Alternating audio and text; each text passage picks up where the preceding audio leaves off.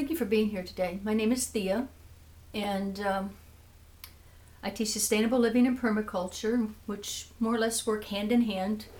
And basically, what you're saying with that is being a good steward of everything that you have.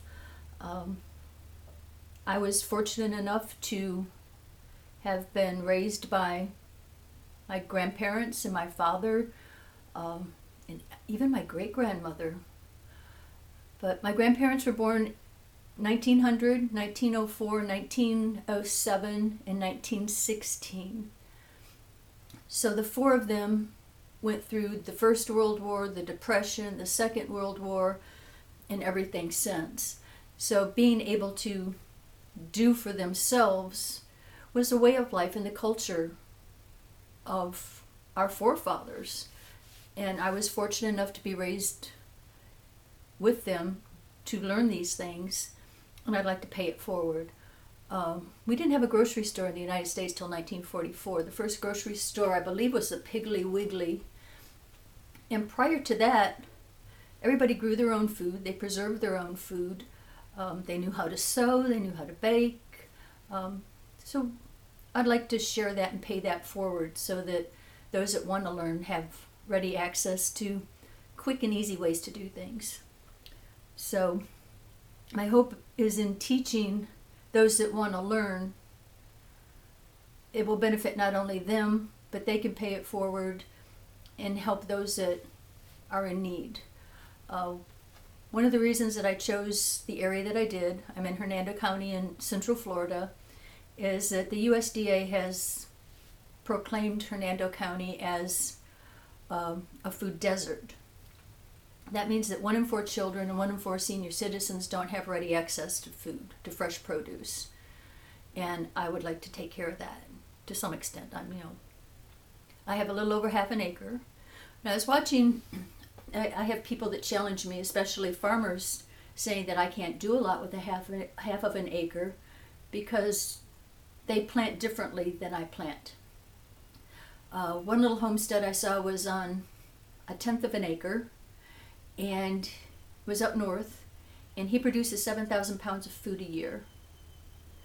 I'm not limited by the short seasons that he is. I can grow year round. I can produce a lot of food that I hope will benefit a lot of people. And you can help.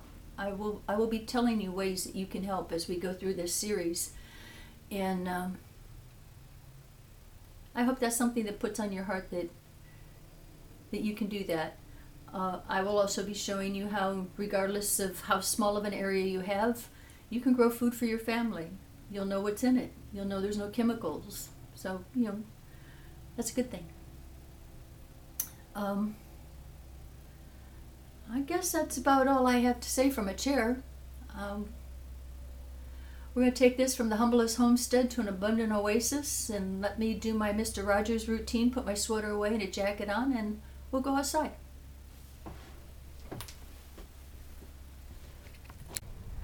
This is the area that's going to have the market garden. It's nice and sunny most of the day. It's on the south side. I'm looking forward to that. Plan on putting the food forest trees, the fruits, the berry bushes and that along the sides, as well as other perennials. This tree is coming out Thursday. So I am glad to see that gone. It's between the power pole and the pump house. Oh, no, wait, it's this tree, isn't it? Yeah, that big old boy. Not something you want to fall on your well or your power lines. Now you can see as we walk back here that is not developed land. Hasn't been cared for in a long time, if ever. And another thing you'll see is there's a lot of trees down, and some that are in the process of falling down. Those are on the other side of the back fence. That's where Hurricane Irma came through here a couple of years ago. It took a lot of trees down. I was amused not long ago. I came out here and I had my loppers, which I named Cindy, and I was cutting out these little pine trees. Well, they were solid, about 18 feet deep, about 80 foot across. And these ones that are still standing, I had taken the branches off of them so that I could get around them to get to the trees behind them, but they were too big for my loppers. This young boy comes up behind me. He says, "You were good for a woman." I thanked him for not saying old, and I kept doing what I was doing. He goes, "What are these?" And he pointed to these tree trunks that are sitting here. I said, "Oh, they're walking sticks." He goes, "Uh-huh, And he shifts his feet and he puts his hand to his chin. He goes, "Yeah, uh-huh, mm-hmm, yeah. I didn't know they'd grow here." And he turned and walked away. So I thought that was fun. I've also cleared over here all of the vines and brush down on the ground. We have the American Beauty berry there, the American Beauty bush. A lot of lantana. Lantana is a natural, like mosquito repellent and other bugs that you don't want repellent. So I will get that trimmed back, but I will leave it there. I want you to notice, let me find a good spot in the shade to show you. This is what I'm dealing with for soil. That is whiter than most beach sand. You can see a little more of it over there.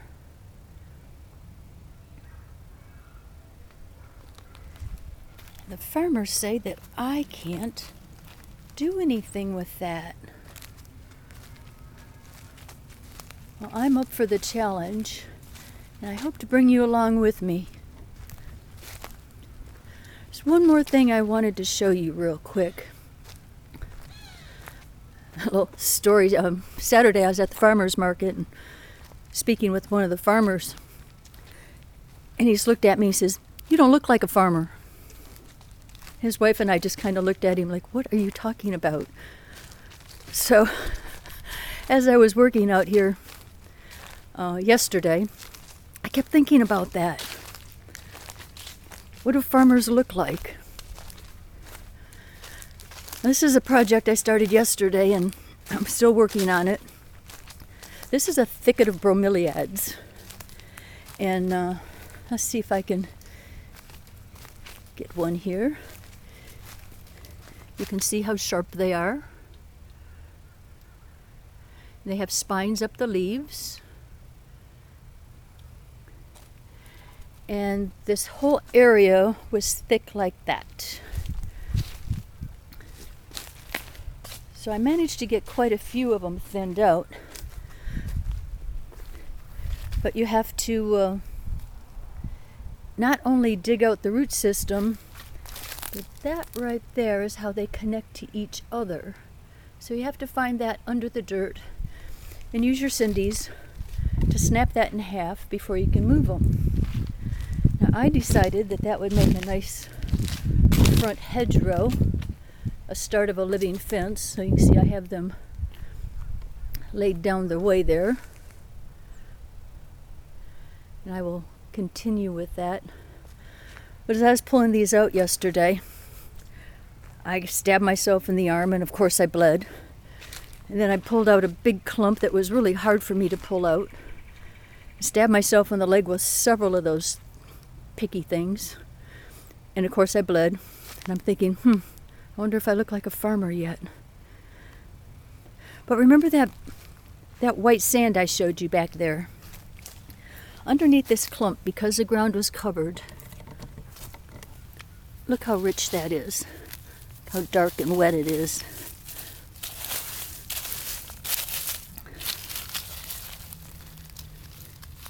Now obviously things grow in it. And obviously things will grow again in it. So this will be the first bed that I plant.